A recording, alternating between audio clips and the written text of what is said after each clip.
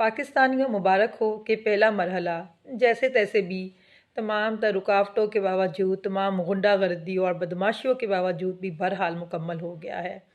लेकिन अब अगला मरहला ज़्यादा अहम है, क्योंकि अब आपके तजवीज़ व तायद कनिंदा के गायब होने का वक्त हुआ चाहता है।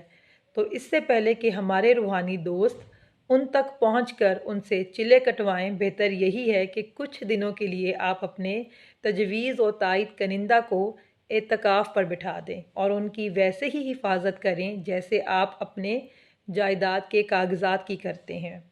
और अब तमाम सियासी जमातें आपको वैसे ही बहकाएंगी जैसे शैतान आपको बहकाता है, आपको वसवसे देता है, आपको लालच देता है। वैसे ही अब तमाम सियासी जमातें आपको नोट दिखाकर आपका वोट ख़रीदने की कोशिश करेंगी। लेकिन आप एक बात याद रखें कि पैसा भी आपका है और वोट भी आपका है। तो आप पैसा भी ले लें, आप बिरयानी भी खा लें, लेकिन वोट सिर्फ इमरान खान को दें।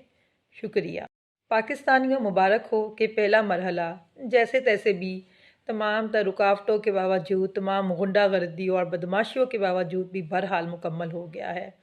लेकिन अब अगला मरहला ज़्यादा अहम है, क्योंकि अब आपके तजवीज़ व तायद कनिंदा के गायब होने का वक्त हुआ चाहता है।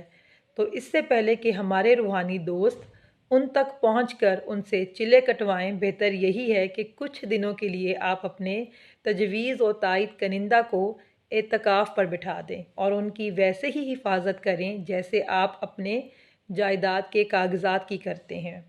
और अब तमाम सियासी जमातें आपको वैसे ही बहकाएंगी जैसे शैतान आपको बहकाता है, आपको वसवसे देता है, आपको लालच देता है।